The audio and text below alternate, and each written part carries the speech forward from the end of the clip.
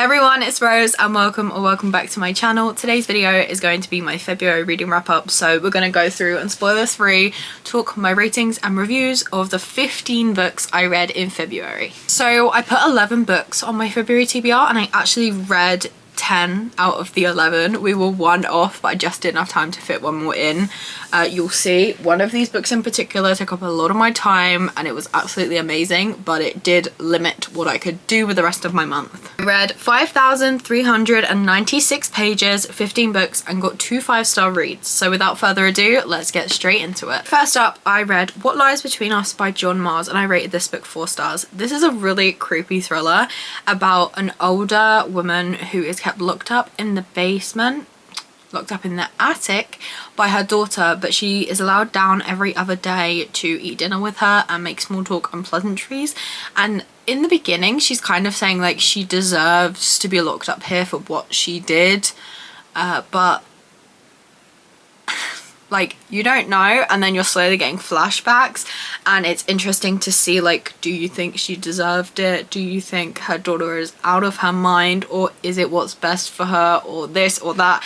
It's an interesting premise, a very creepy book, but I rated it 4 stars because it was really entertaining. And I read Appetite for Innocence by Lucinda Berry and rate this 4 stars. This is one of her darker works. They're all dark, don't get me wrong, but this one sent shivers down my spine. Girls are getting like taken by like no one knows who, and you find out they're being like kept in basements and then disappearing, and the other girls don't know what happens to them. And then 2 of the girls manage to escape. One of them is the girl that's been there the longest, and one of them was the girl that was their newest, I think. And the girl that was their newest does not understand why the girl that was there for the longest amount of time is keeping a bunch of details from the police. There is a lot more to it than meets the eye. Oh, it made me feel sick to my stomach, but it was so well written. 4 stars. Then we have Gone Again by Minka Kent, which I rated 3 stars. This was just a bang average thriller. I honestly couldn't even tell you the details about it because it was one I enjoyed while reading, but it left my mind straight away as soon as I was done with it. Don't really have anything to say. Not Minka Kent's best work, like it was not bad, but I would not recommend it to start with her. Then we have After Dark by Minka Kent, which I rated 3 stars. Now this one I do remember a lot of details of, and it was really messed up. It's about a woman who was accused 20 years before of killing her mother's boyfriend in like a blind fit of rage, and she really believes that she was innocent, and she knows she never did it, but she has been known to have blackouts, so it's like almost she doubts herself. She knows she didn't do it, but she doesn't have the memories or the proof that she didn't. And a lot of creepy stuff happens, a lot of freaky stuff happens. I rated it 3 stars because it definitely wasn't my favourite, but it was good. Then I have The Stranger in Her House by John Marrs, which I rated 3.5 stars. This is a thriller about a woman who lives with her mother with dementia, and there's a guy that's doing charity work going around and helping out the elderly people in the neighbourhood, but he keeps coming back to this house and keeps working on more, and is making the daughter feel quite uncomfortable because it feels like he's getting really close to her mother. I can't tell you anymore. I rated it 3.5 stars because I do feel like with John Marrs, he puts so much into his books and the story just keeps going, and sometimes that's really good, but sometimes it's like, okay, I would have been perfectly satisfied if we finished it at the 75% mark. We didn't need to continue the story on, and that is what I felt with this one. But it was really good and really creepy. I read Daydream by Hannah Grace and I rated this one 4.5 stars. Never have I felt so seen by both characters in a romance book. This is the 3rd book in the Maple Hill series. We've got Hallie and Henry, and as a neurodivergent oldest daughter, can I tell you, I sobbed. I did cry a few times. This was so good, so heartfelt, so loving, so refreshing to see, and it was really good. I wholeheartedly recommend. However, a book I don't recommend is The Vacation by John Marrs. I rated this 1.5 stars. This is one of his early books and you can definitely tell. We had about 20 different POVs. We got all of their backgrounds. There were about 7 different plot lines going on, even in the present. And then in the past, we were getting like character A's past from 2 years ago, and then we switched to character B's past 7 months ago, and character C's past is 5 years ago. I could not keep up for the life of me. Too many plot twists because there were too many storylines going on. Never have I ever said too many plot twists when it comes to thrillers, but this was just too much because it was like, who am I actually following right now? All these people sound so similar and two-dimensional because I can't get to know their character when there were way too many. It was not good. I should have DNF'd it, and I would have if I wasn't reading it for a video and a reading challenge. I really wanted to DNF, and I would have if it was not for those circumstances. And I went ahead and completed, well, I say then, this was throughout the month, I completed the Eden series by Devney Perry. So the first 2 books are Indigo Ridge and Juniper Hill, and I read books 3 to 6.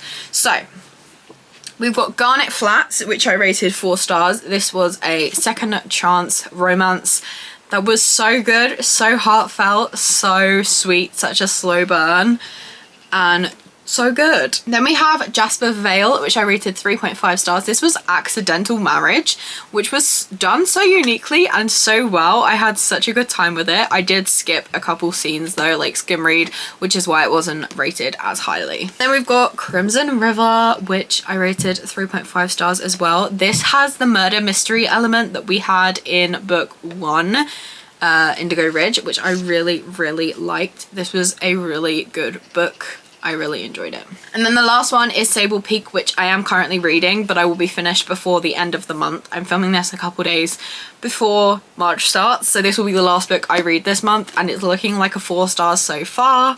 I'm super excited to be done. That sounds wrong. I'm not super excited to be done with it. I'm super excited to continue reading it is what I meant to say.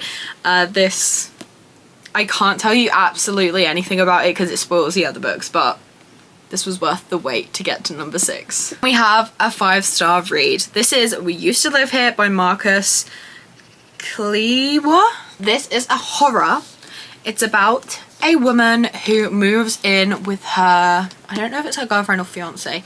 They like move into old places, renovate them, and then house flip them, and they've just moved into this place in the middle of nowhere.